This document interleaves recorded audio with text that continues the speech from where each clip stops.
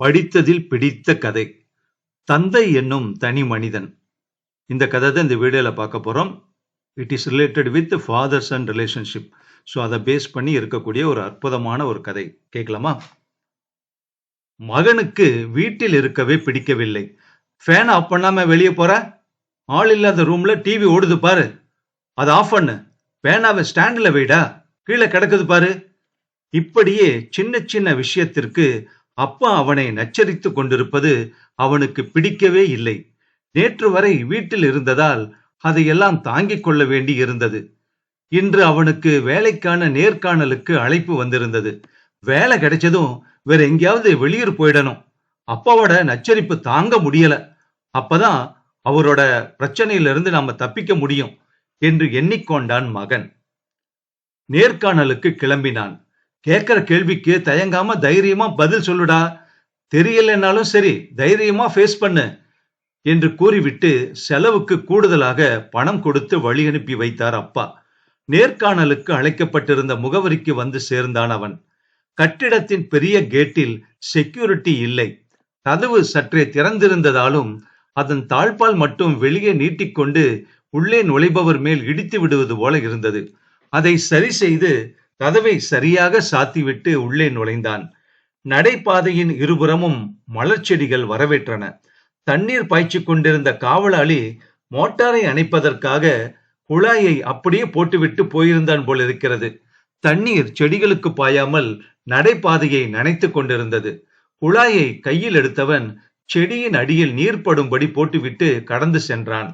வரவேற்பறையில் யாருமே இல்லை. நேர்காணல் முதல் தளத்தில் நடைபெறுவதாக அறிவிப்பு வைத்திருந்தார்கள். மெதுவாக மாடிப்படியில் ஏறினான். நேற்று இரவில் போடப்பட்ட விளக்கு காலை 10 மணி ஆகியும் அப்படியே எரிந்து கொண்டிருந்தது. விளக்கு அணைக்காம போறியடா என்ற அப்பாவின் கண்டிப்பு காதுக்குள் ஒலிப்பது போல் தெரிய எரிச்சல் வந்தாலும் படியின் அருகே இருந்த சுவிட்சை இயக்கி அந்த விளக்கை அணைத்தான். மாடியில் பெரிய ஹாலில் ஏராளமானவர்கள் இருக்கையில் அமர்ந்து கொண்டிருந்தார்கள். கூட்டத்தை பார்த்த அவனுக்கு ஒரே திகைப்பு. நமக்கு இங்க வேலை கிடைக்குமா என்று மனசாட்சி படபடக்க ஆரம்பித்தது. நம்பிக்கை இழக்க ஆரம்பித்தான். பதற்றத்துடன் அறைக்குள் நுழைய காலடி வைத்தவன் மிதியடியில் வெல்கம் என்ற எழுத்து தலைகீழாக இருந்ததை கவனித்தான். அதையும் வருத்தத்துடனேயே காலால் சரி செய்துவிட்டு உள்ளே நுழைந்தான். அறையின் முன்புறத்தில் நேர்காணலுக்கு நிறைய இளைஞர்கள் அமர்ந்திருக்க, பின்பக்கத்தில் பல மின்விசிறிகள் வெறுமனே சுற்றி கொண்டிருந்தன. யாருமே இல்லாம ஏன் அறையில மின்விசிறி ஓடுது என்ற அப்பாவின் கேள்வி காதிற்குள் ஒலிக்க, மின் விசிறிகளையும் அணைத்துவிட்டு மற்ற இளைஞர்களுடன் சென்று அமர்ந்து கொண்டான். இளைஞர்கள் ஒவ்வொருவராக உள்ளே அழைத்து மற்றொரு வழியாக வெளியே அனுப்பிவிட்டனர். இதனால் என்ன கேள்வி கேட்பார்கள் என்பது மகனுக்கு தெரியவில்லை. கலக்கத்துடனேயே நேர்காணல் அதிகாரி முன்பு போய் நின்றான். சர்டிபிகேட்டுகளை வாங்கி பார்த்த அதிகாரி அதை பிரித்து பார்க்காமலே, நீங்க எப்ப வேலைக்கு சேர்றீங்க என்று கேட்டார். இது நேர்காணலில் கேட்கப்படும் புத்தி கூர்மை கேள்வியா, இல்லை வேலை கிடைத்து விட்டதற்கான அறிகுறியா? எப்படி கேள்வி எதுவுமே கேட்காமல் என்று ஒன்றும் புரியாமல் குழம்பி நின்றான் அவன். என்ன யோசிக்கிறீங்க என்று பாஸ் கேட்டார். பின்பு அவரே தொடர்ந்து கூறினார், நாங்கள் இங்கே யாருக்கும் கேள்வியே கேட்கவில்லை. கேள்வி பதிலில் ஒருவருடைய மேலாண்மையை தெரிந்து கொள்வது கடினம்.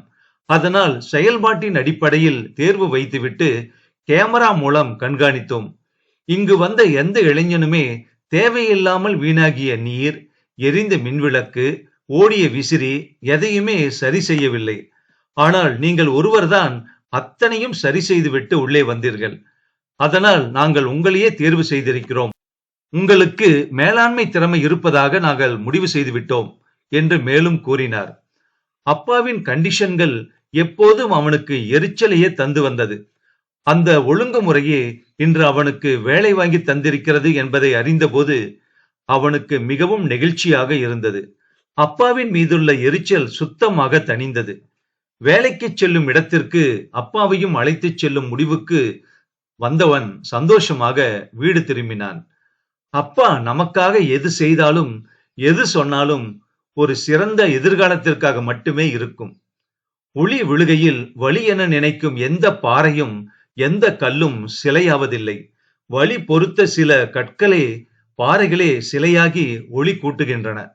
நாம் அழகிய சிலையாக உருவாக நமக்குள் இருக்கும் வேண்டாத சில தீய குணங்களை கண்டிப்பால் தண்டிப்பால் சில நேரம் வில்லனாக நமக்கு தெரியும் தந்தை ஒளி போன்று வார்த்தைகளால் கட்டுப்படுத்துவதால் தான் நாம் காலரை தூக்கி கொண்டு கண்ணாடி முன் நின்று அவர்கள் உருவாக்கிய சிலையாகிய நம்மை அழகனாக அழகியாக பார்த்து கொள்வது அந்த தந்தை என்ற ஒளி செதுக்கிய கைங்கரியமே.